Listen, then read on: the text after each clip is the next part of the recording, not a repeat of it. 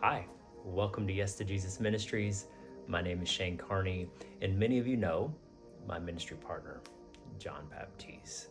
So today, I want to speak with you about a passage in Matthew that just recently struck me. And it's one you're probably familiar with that can seem pretty straightforward. And actually, I'd say it probably is, but there's some other dimensions to it that I think are important to explore. So it's Matthew 10:32 and 33. And so it says, "Therefore, whoever confesses me before men, him I will confess before my Father who is in heaven.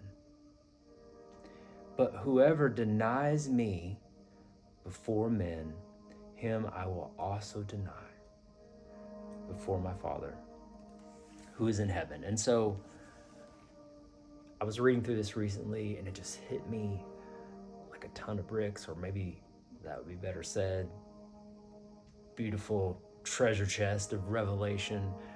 And so I realized when it's saying, confess me before men, it's not just with your mouth.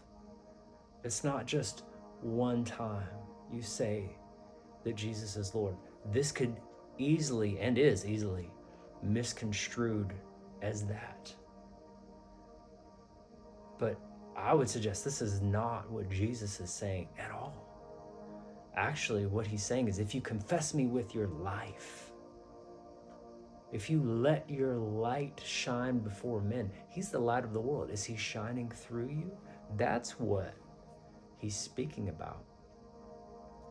Actually, if you just keep reading after that down, 10:34, you'll see real quickly, he's talking about families. It says, "Do not think that I came to bring peace on earth. I did not come to bring peace, but a sword."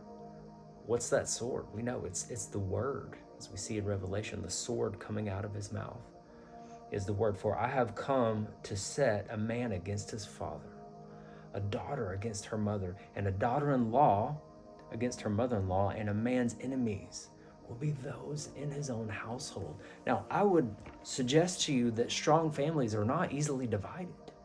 This isn't because you made a one-time confession.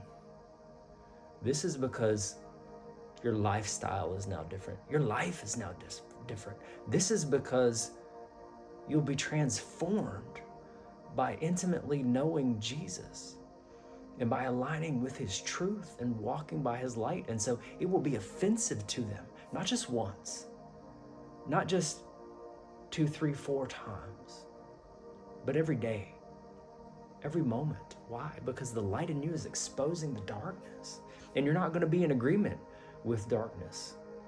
Hey, I don't want to watch that movie. I'm not going to listen to that music. I want to set only pure things before my eyes. No, I'm not going to go to that event. Or maybe even, we have these certain family traditions, or, some people will even say certain things about their bloodline, like, oh yeah, we just, in this, insert whatever last name you want,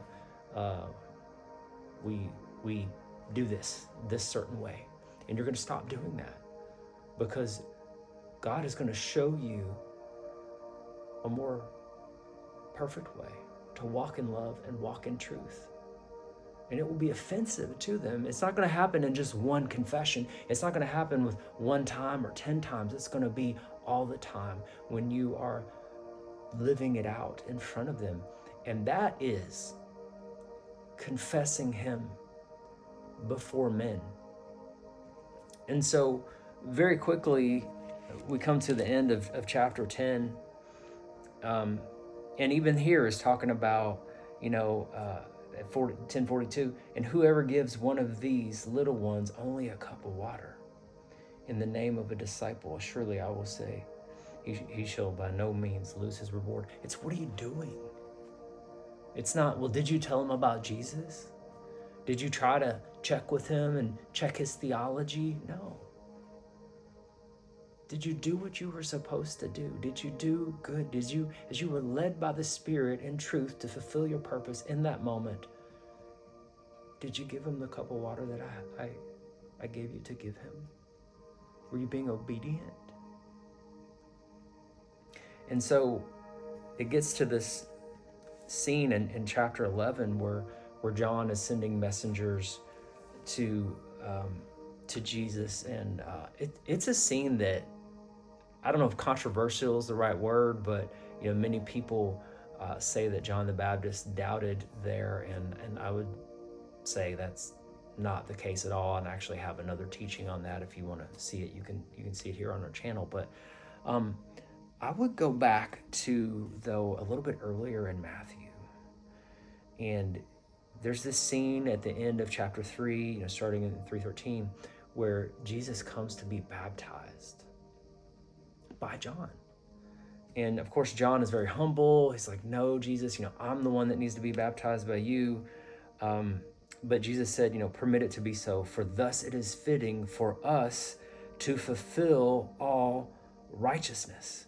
Then he allowed him. So he's like, yeah, you could say that I'm Lord, and that's true, right? That, yeah, I probably should baptize you, or it would make sense that would be the logical thing for John to advocate. But Jesus said, we need to fulfill all righteousness. So when we are confessing Jesus before men, that's what we're doing. We're fulfilling righteousness. We're allowing it to be fulfilled in us through Jesus. But really, what happens here is we see the Spirit descend on Jesus like a dove. They hear a voice from heaven that says, this is my beloved Son, in whom I am well pleased. The Father is speaking that over him in front of everybody. They can all see it. But my point to you really about that part is, that's not where his ministry ended. He didn't just, okay, now Jesus is baptized, the Holy Spirit came, the Father announced him to the earth, and there you go, there you have it. Okay, just believe in him, that's it. Believe what I said. Like God said it out loud. That was the beginning of his ministry. And in a way, this kind of, it parallels like what our confession might be. In a sense, like we're saying it out loud. Well, even the Father confessed Jesus out loud. There was a proclamation that was made, but that was just the beginning. There was so much more to come. His entire earthly ministry, and of course, his death and resurrection. It wasn't just the proclamation that he indeed is God, that he's the Son of God. And it's the same for us. And, then of course, Jesus was taken into the wilderness to be tempted by the devil. So immediately, that is put to the test, right? And then I think it's very interesting if you skip on down or progress through to 4:12. And it says, now, when Jesus had heard that John had been put in prison, he departed to Galilee, leaving Nazareth. And this is where he started to really build his ministry. After this is when we start to see miracles. This is when the rest of the Gospels are written, right? The intricacies of his life that we study, that we learn from, that led to his crucifixion and his death. But it was when John had been put into prison. And why is that important? He knew that the way was paved. I think that's a very important distinction that's made there. When he was in prison, okay, the spirit of Elijah that had come to make the crooked path straight before the Lord had completed his work. Do you think Jesus knew that he wasn't getting out of there? I think that's a very safe thing to suggest. I'm not asking you to build doctrine on that, and then so when John sends the messengers, We're just skipping kind of forward here. John's in prison. Jesus has been doing his ministry for a while now, walking it out. He's already been tempted. And then he calls his disciples. He's doing miracles. And it says, now it came to pass when Jesus finished commanding the 12 disciples that he departed from there to teach and preach in the cities. And when John heard in prison about the works of Christ. Now, here we have it. It wasn't just some proclamation that God had made that this is the one. I mean, John already knew it. He knew it when he saw him walking up. God, the Father, confessed him before everybody right there. But look at what happens. John's now hearing about the works. John's now hearing about what is happening out there in the world. Jesus is literally doing things that have never been done. And so he heard about the mighty works. Now, is that what made him God? Is that what made him the Son of God? No, he was confessed before that. But because that was his identity, that's what he did. And I will say to you that it's the same for us. It's not works that get us into heaven. Salvation is a gift, not a reward. We're not working to earn it. The works come because that's who we are. Because we're aligned with love. We're aligned with truth. We're aligned with hope. We're aligned with the light of the world. So the light shines through us. You don't put a basket over a lamp or over the candle, however you want to read the scripture there. The light's supposed to shine. That's living it out. That's doing the works. Now, for some people, okay, God might have for you to save a nation. For some of us, that's going to be, you're going to talk to Sarah and Sue and James down the street. And yeah, they're going to know that you go to church and believe, but you're going to be the one that rocks their world with kindness. You're going to be the one that's there for them when they're down. You're going to be the one that's not dragged into the political debates. You're the one that's not going to be caught up in all the mess, and they will see that over years. Just as an example of what that could look like. And when they don't have any hope, they're going to have seen you walk for years in joy and strength. Even though things may have happened in your life, they're going to go, wow, something's different. He's walking it out. And they're going to know that something's different because it will be different. Trust me, they can see the darkness in other people, and often they want to connect with it. It makes them feel better about their darkness. But when they encounter the light, they know that there's something different. And for some of us, that's going to be the confessing it before men. It's whatever the Lord is leading you to do. He's made a role for you to have on this planet, in this life. And He has equipped you with everything you need, with every spiritual blessing. You already have it all. You don't need to go, find something else. In Jesus, you were made complete for everything you were meant to accomplish here. And you can be at peace with that. He says, I'll give you rest. Why? Because you don't have to strive anymore. It's literally Him doing it through you. You're just yielding. There's a difference between striving and yielding. And actually, I believe you see that in Genesis with Abraham and Sarah, actually Abram, because at first, he also laughed. By the way, he thought it was, a kind of a funny comment that God told him He was going to bless him in his old age with a child. And he tried to do it on his own.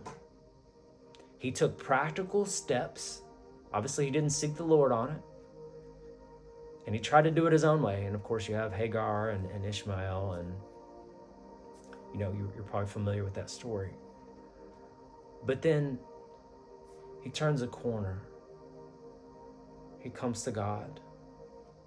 It's almost as if, I know it doesn't literally say this, but God's like, okay, now you tried it on your own. Now, you're going to be reborn. Once again, I know I'm not asking to build doctrine on that, but look, he changes his name. It's like, now it's going to be different, because now you're going to yield and let me do it. Now you're going to have a son of your own loins and Sarah's loins, if you want to say it that way. And he's going to be your heir. And your descendants are going to be more than the stars in the heavens.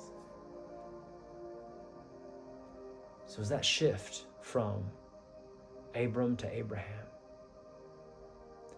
Abraham was always his destiny. Did God know that was coming? Yeah.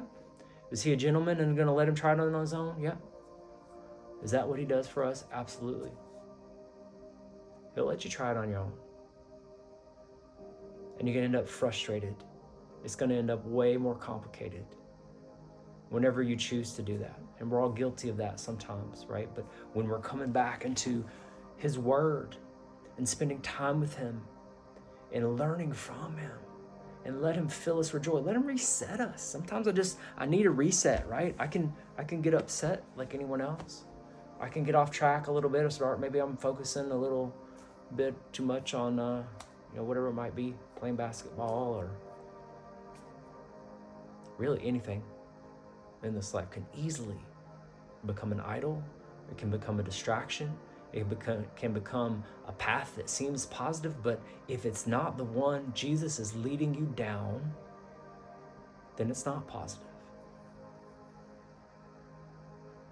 This life is but a vapor. It's a dressing room for eternity. And so ultimately, this is why he says, store up treasures in eternity, rather than here where things rust, moths destroy, thieves come. No one's going to take that away.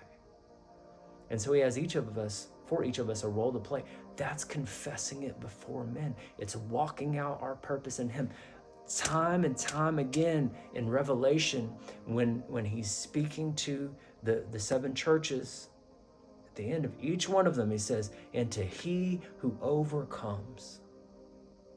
I would like to suggest to you that every one of those is a sister verse to this verse right here, to Matthew 10, 32 and 33. Whoever confesses me before men, he who overcomes. How are you going to do it? You walk it out.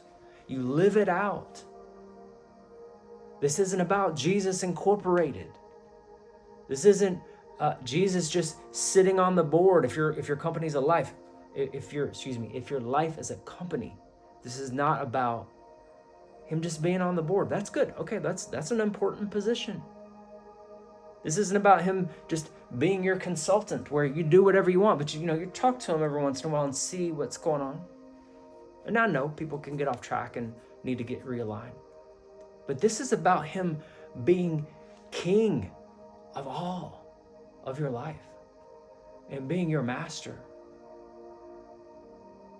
And he is all of that, and he's your provider. He's your healer. He's your hope. He has sent you the comforter. He lives inside of you. You're a temple of the living God. And you overcome not by power nor by might. So in other words, not in our own striving. Not with like Abram and Sarah and Hagar and Ishmael. Not by power or might, not by what I can do with my hands,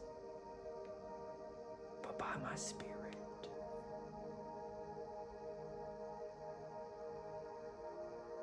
So will you fully yield to him? Are you fully yielded to him? I realize there could be people at different points watching this? Will you stay yielded to him? That's also, see in the Gospels, picking up our cross daily. That's confessing him before men. What you say is important. What you do shows whether it's real or not, whether it's true. That is overcoming. That is confessing him before men. And that, I believe, is what this passage is talking about. So I hope that this has blessed you.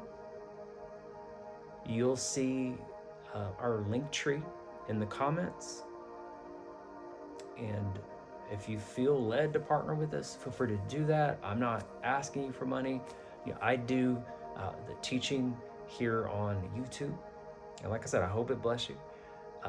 John Baptiste, my ministry partner, is an associate evangelist with CFAN. And I like to say he's our international arm. So we do several crusades a year, John going out and doing those. And I just encourage you to pray about that if that's something God may be touching your heart about. So once again, thank you, and God bless.